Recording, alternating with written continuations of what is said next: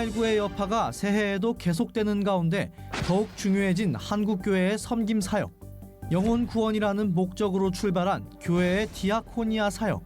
일반적인 사회봉사와 차별화된 모습은 무엇이며 하나님 나라를 이루기 위한 한국교회의 섬김은 어떻게 이루어져야 할지 심도 있게 논해본다.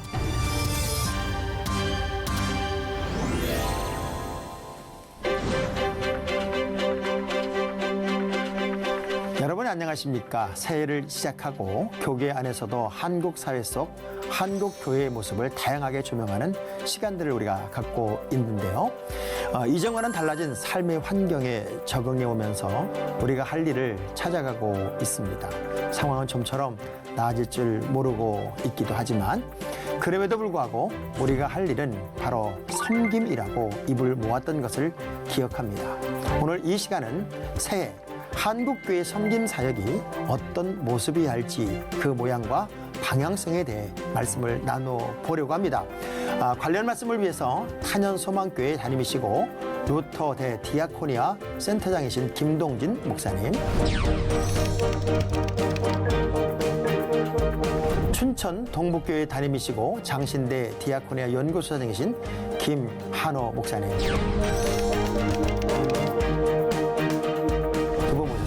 두 분 안녕하세요. 네, 안녕하세요. 예. 우리가 이제 영어를 쓰면요, 좀 사람들이 긴장을 하거든요.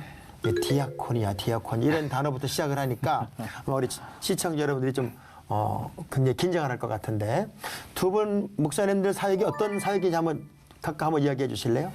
그 서울장신대학교 안에 있는 디아코니아 연구소는 네. 2012년에 이제 만들어졌으니까 오늘이 2021년이니까 꽤 오랜 시간이 지났다고 네. 봅니다. 디아코니아 신학을 연구하고 또 지역 속에서의 그 섬김을 실천할 수 있는지 그 목회의 다양한 걸 개발하고요. 그 일을 위해서 이제 세 가지를 하고 있는데 신학 세미나와 또 1년에 한 번씩 책자를 만들고 또 목회 여러 곳을 이제 찾아다니면서 견학하고 탐방하는. 학교 안에 있어 지금 네. 사역을 하고 계신 네, 거죠? 네, 네. 그러니까 목회도 하시면서 목회는 이제 춘천에서 목회하고 있습니다. 하고 계시고. 네, 네. 그러면 이제 루터 교회시잖아요. 네, 예. 아마 청취자 여러분들, 시청자 여러분들이 좀 루터 교회 참 생소한데 교회 속에 잠깐 하시고 사역 소개 좀 잠깐 해보세요. 사실 뭐 이 개신교의 시작은 뿌리는 이제 루터의 외국 가면 많이 볼 수 있는데 네, 예. 우리나라는 길거리 많이 볼 수가 없으니까. 네. 뭐 사실 루터 교회는 한국 루터 교회는 1958년에 그러셨구나. 시작이 됐습니다. 그러니까 이미 뭐 장로교, 감리교, 뭐 성결교 뭐 이런 많은 교회들이 있을 때 네. 이제 들어왔기 때문에 교회를 그때 당시에 하지 않았어요. 그러니까 초기 선교사님들이 교회를 안 하고 기존 교회들을 이제 지원하는 그런 그랬군요. 사역을 했기 때문에 예, 많이들 이제 모르시는 분들이 있죠. 그러면은 지금 이제 목사님 사역은 학교 안에서 사역이신가요, 목사님도? 네, 저도 지금 이제 루터 대학교에서 근데 루터 대학은 어디 있어요? 용인에 있습니다. 용인에. 용인에서 1966년에 시작한 이제 소규모 종교계 이제 대학이죠. 그래서 최근에 이제 디아코니아를 좀 특성화 하겠다라고 해서 이제 디아코니아 교양대학을 이제 만들면서 지금 열심히 사회 공헌형 인재를 키워가는 그런. 자, 그러면 이제 이 디아코니아의 뜻이 정확히 뭔지 뭐 대충 이제 눈치가 빠르신 분들은 알아차렸을 텐데 한국 언어로 표현하면 뭡니까, 목사님? 섬김이라고 해석하는 게 가장 좋을 것 같습니다. 섬김. 네, 섬김. 네. 봉사는 아니죠? 봉사라고 해도 뭐 틀렸다고는 안 합니다. 그래요? 네, 네. 그럼 이제 섬김에 대한 그 이야기를 오늘 해야 할 것 같은데, 뭐 사실 우리 주님도 이 땅에 오신 가장 중요한 목적이 섬기러 오셨다고 했으니까 그 섬김에 관한 이야기, 이 디아코니아에 대한 정의를 좀 먼저 두 분이 내려주시고 오늘 이야기를 좀 풀어갔으면 좋을 것 같아요. 우리 목사님부터 한번 말씀해 주시죠. 뭐 디아코니아를 우리말로 번역을 하라고 하면, 그러니까 디아코니아의 핵심, 뭐 본질은 이제 섬김이니까 이제 섬김으로 하지만 이제 보통 이제 개신교회가 하고 있는 사회 봉사를 이제 보통 이제 디아코니아로 이해를 하거든요. 근데 뭐 저는 뭐 긴 이야기를 할 수는 있겠지만 그냥 짧게 저는 행동하는 믿음이다 이렇게 표현하고 싶습니다. 그래요. 또 목사님은? 이 이야기가 이제 나오게 된 동기가 성경 안에서 있는 이제 예수님의 그 모습 속에 누가복음 22장 27절에 보면 예수님이 식탁에서 이제 시중 드는 게 좋냐 아니면 앉아서 밥을 먹는 게 좋냐 누가 더 높으냐 그때 나는 다른 것보다 식탁에 시중을 들겠다. 앞치마 차고 이제 봉사하시겠다는 거죠.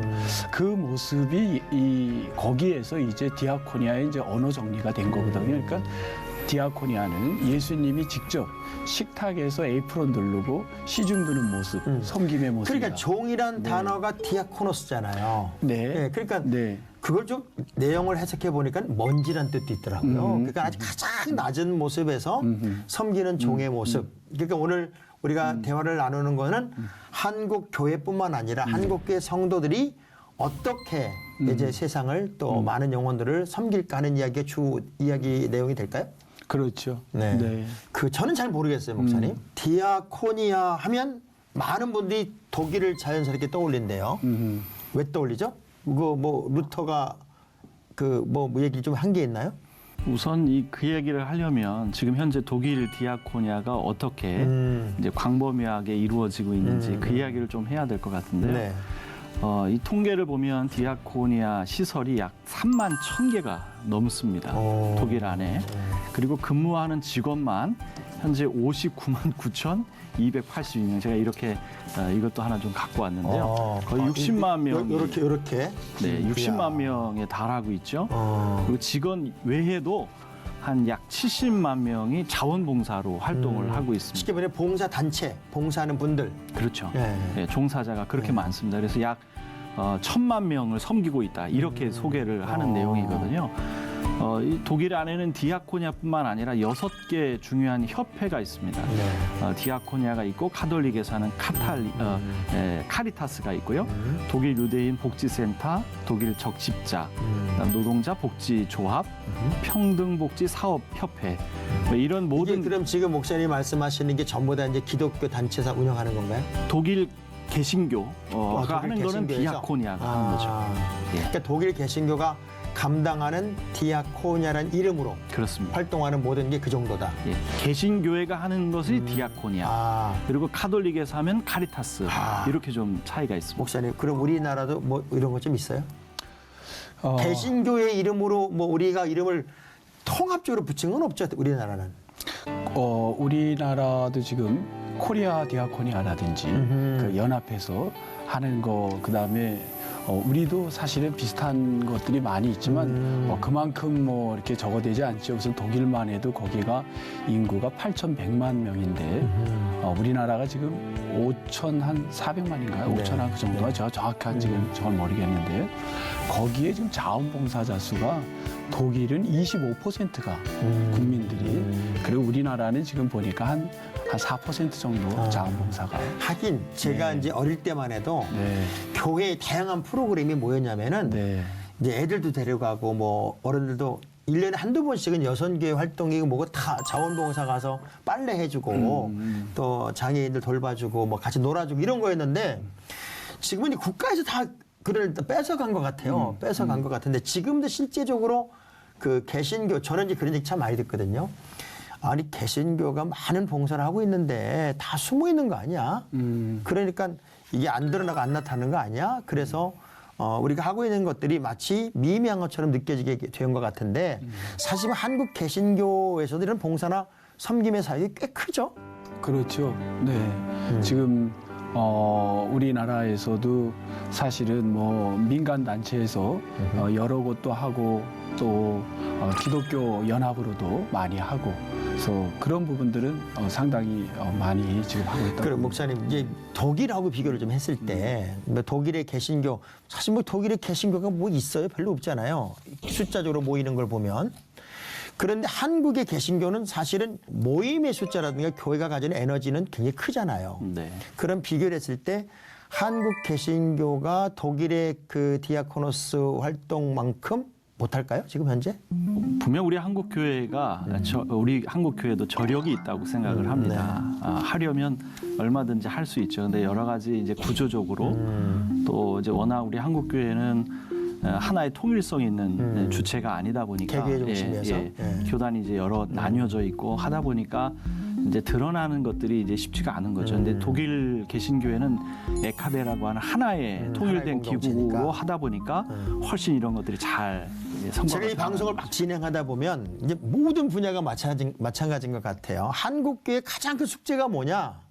일체감이에요. 하나 되지 않는 거가 가장 큰 숙제고 가장 큰 문제더라고요. 우리 섬김이나 봉사도 정말 한국교회가 하나가 돼서 한다면 국가보다 더 강한 역사를 이루지 않을까 하는 생각을 하면서 과거로 한번 돌아가 보자고요. 과거로 돌아갔을 때 한국 역사 속에서 뭐 우리나라는 정말 뭐 전쟁도 겪었고 또 일제 36년도 지나왔고 그러면서 가장 어려웠을 때 한국 교회가 역사 속에서 어떤 특별한 섬김의 이야기들을 많이 만들었잖아요. 목사님 좀 알고 계신 이야기를 좀 쫙 이야기부터 한번 풀어보실래요? 예. 한국 역사 지금 목사님 말씀한 거 보면 저는 굉장히 큰 의미가 있다고 봅니다. 네. 특히 우리나라는 그 시작부터 민족의 역사가 그 홍익인간이라는 게 어찌 보면 이미 그 기독교가 들어오기 전에 그 인간을 널리 이롭게 한다라는 게 상당히 저는 기독교적 사고 같아요 보면 거기에 대한 이제 아티클들도 좋은 글들이 많은데 그리고 또 실제로 그 일제 치하 때 그 많은 민족 운동을 한 그 우리 33인 중에 기독교가 상당히 적은 퍼센테이지였을 때 그 기독교의 역할은 뭐 일반 우리가 흔히 아는 내용 그렇죠. 아닙니까? 그다음에 6.25 때도 전쟁 중에 그 많은 그 어려움을 받고 있던 사람들을 위한 그 구호단체나 그 어려움에 그 기독교의 역할은 상당한 그 지성인들에게 당시에 많은 호응을 얻었고 네. 기독교가 한국 사회에 자리 잡는데 큰 역할을 했다고 봅니다. 네. 뭐 가까이는 우리 몇 년 전이죠 태안반도 같은 때 그렇죠. 거기에서도 기름 그때 정말 대한민국 네. 사람들은 마음을 모으면 내가 보니까 못한 게 없어요. 뭐 월드컵, 올림픽, 태안 기름 유출 사고, 뭐 IMF 다 넘거든요. 근데 이제 좀 싫어하는 게 뭔가 봤더니 눌리는 걸 싫어하더라고요.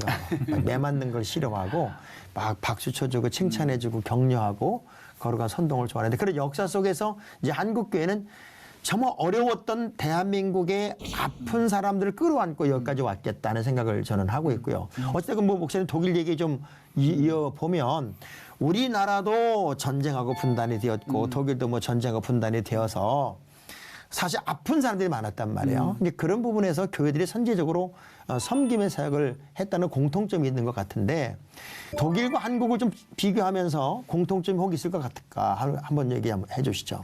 그 독일의 일단 이야기를 좀 하자면 요한 힌리 비헤른이라고 하는 이 독일 디아코니아의 창시자라고 할 수 있죠. 이런 인물이 이제 등장했다는 것인데 그때 당시 이제 전쟁 이후에 이제 돌봄을 받지 못하는 그런 어린 아이들 12명을 데리고 이제 라우의 하우스라고 하는 것을 25살 나이에 시작을 하게 되거든요.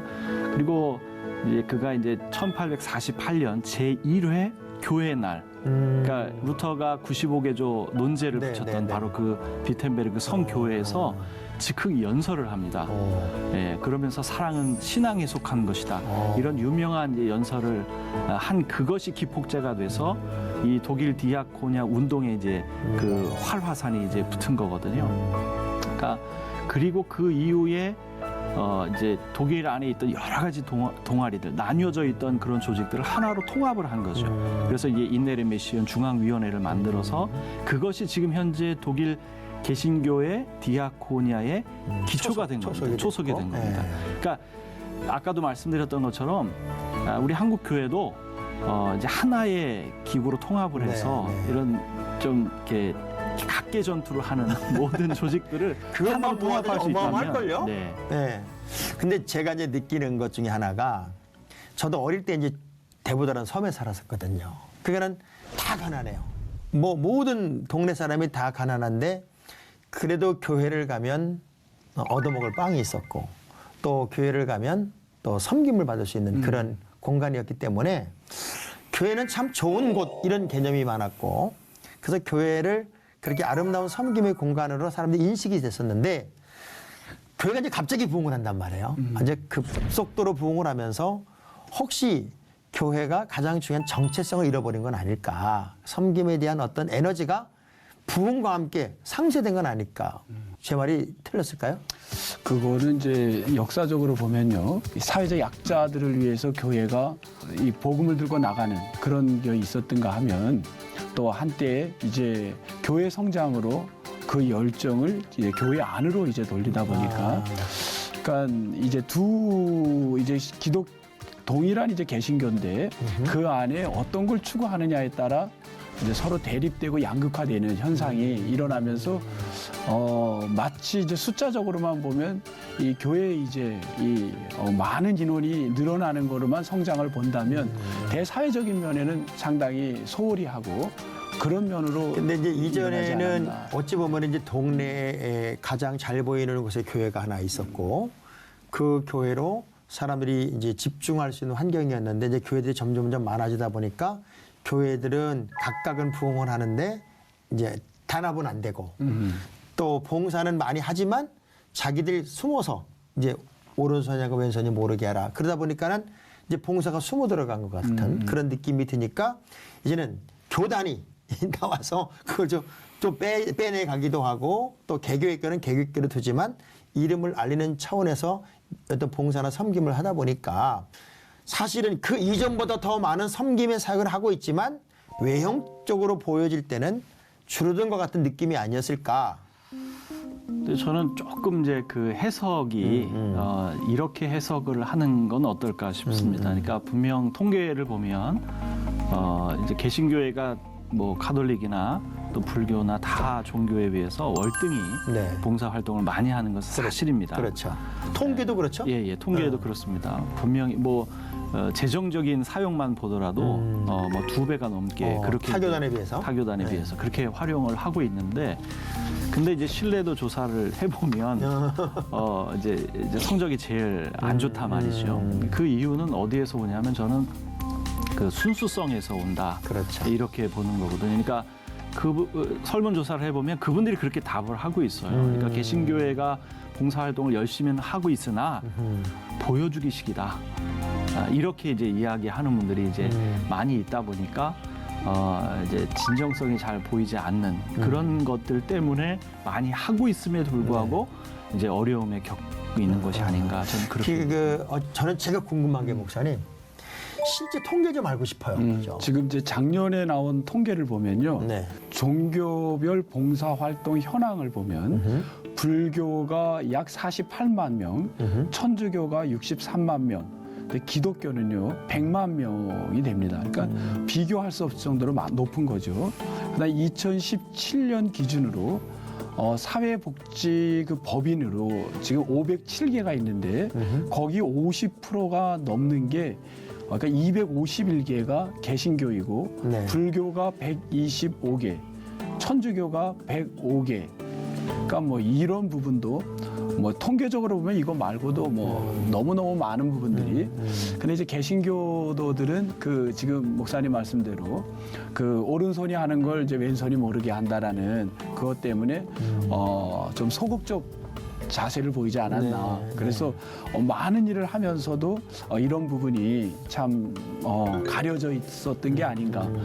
그리고 또 개교회 중심적으로 이제 했었고, 또 한 가지 이제 이 교회의 이제 이 디아코니아가 또 어떤 부분이 있냐면 사회복지적 측면으로만 이제 그렇죠. 또 흘러가다 보니까 이게 교회 봉사냐 아니면 먹고 살기 위한 봉사냐. 제가 정말 궁금하고 네. 목사님 네. 두 분에게 여쭤보고 싶었던 게 그거예요. 왜냐하면 그 우리나라의 다양한 뭐 복지 시스템을 이제 열어놓으면 이제 개교회들이 선제적으로 그것들을 이렇게 따오더란 말이에요. 따와서 이제 사실은 뭐 시설도 그렇게 좋지도 않은데 기본적인 것만 구축해 놓고 그런 일들을 하다 보니 뭐 요즘 매스컴에 심심치 않게 나오는 사고가 나는. 네. 근데 이게 100을 잘했다가도 하나의 사고가 터지면 100은 없어져 버린단 말이에요.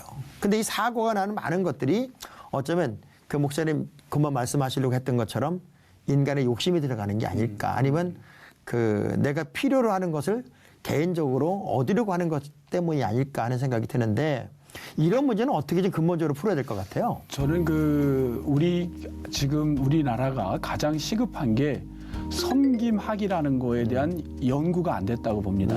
그러다 보니까 이 디아코니아가 사회복지인지 근데 똑같은 사회복지를 교회에서 하면 갑자기 이게 디아코니아가 되는 거고 그렇죠. 목회자가 하면 디아코니아고 그리고 일반 성도가 일반인들이 하면 그냥 사회복지고 이 개념 정리가 안 된 게 이게 이제 한국의 지금 디아코니아의 큰 오류라고 보는데 여기에 대한 이제 공부가 필요하고 또 이 일에 대한 우리가 그러다 보니까 보통 농촌교회나 또 이제 자립이 힘든 교회들이 뭐를 하냐면 사회복지사 자격증을 따가지고 그렇죠. 이걸로 이제 생계 수단을 이제 한단 말입니다. 근데 이분들은 교회에서 하니까 이건 디아코니아다, 혹 기독교 사회복지다 이렇게 하는데 누구나가 가보면 똑같은 거예요. 전혀 일반 사회하고 전혀 다른 게 없는 거죠. 그러다 보니까 사회가 무슨 손가락질하냐면 교회가 그 봉사라는 이름으로 생계 수단으로만 쓰고 지원을 있는 다 받아가면서 지원을 받고 그런 문제가 되다 보니까 이 개신교의 어떤 그 복지에 대해서 사람들이 설레설레하는 모습들이 맞아요. 지금 우리나라에 많이 일어나는 사고들이 바로 그런 케이스 같아요. 그래서 저는 이 부분에 대해서 좀 말씀드리고 싶은 거는 독일 교회에는 특별한 제도가 한 가지가 있습니다. 우리는 보통 이제 교회를 세우면 이제 목회자를 파송을 해서 이제 목회를 하게 하는데 독일은 디아콘도 함께 보냅니다. 그러니까 교회 안에 목사만 있는 것이 아니라 디아콘도 함께. 디아콘이 뭐예요?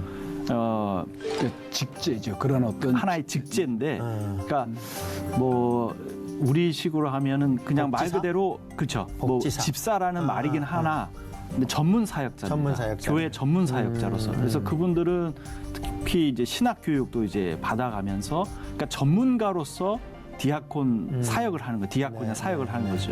그러니까 우리는 비전문가들이 이제 하다 보니까 이런 여러 가지 이제 문제들이 발생을 하는 거고, 독일 안에서는 이제 이것들이 이제 탄탄한 이제 구조 속에서 왜냐하면 제가 이제 우리 이 방송을 이제 보시는 많은 분들이 사실은 현실적으로 목사님이 말씀하신 얘기를 상황적으로 하고 있단 말이에요. 그런 분들의 입장에서 그럼 우리 뭐 어떻게 하려는 거냐, 방법이 있겠느냐. 이렇게 이제 오히려 역질문을 할 때 어떤 방법이 있을까요? 네, 저는 이렇게 봅니다. 이 독일의 디아코니아는 이게 성경에서 시작됐단 말입니다. 그러면 우리가 하는 이 복지가 이 사회복지와 디아코니아가 큰 차이가 뭐냐면 사회복지는 목적이 인간의 그 소셜 웰페어를 목적으로 사회가 안정된 복지를 목적으로 한다면 기독교의 디아코니아는 성경에서 출발해서 목적이 하나님 나라거든요. 그렇죠. 영혼 구원이 목적인 거지 여기를 안정된 경제적인 복지를 누리려는 게 디아코니아의 목적은 아닌 겁니다. 근데 이거를 우리가 그래서 이제 사회적 약자들이 장애인이 있고 또 여러 가지 고아와 그런 모습을 돕는 방법은 사회복지와 비슷할 수는 있어도 그렇죠. 동기와 목적이 달라야 된다는 겁니다. 이 부분이 명확하지 않으면 특히 우리나라 같은 경우에는 지금 법인이나 이런 수탁을 받을 때 국가가 그 종교 색채를 띠지 못하게 하는데 그런 가운데서 그 부분을 분명하게 어떤 목적이 흔들리게 되면 일반인들이 볼 때 또 스스로가 일하면서 이게 복지인지 아니면 이게 디아코니아인지 그 구분 자체가 안 되기 때문에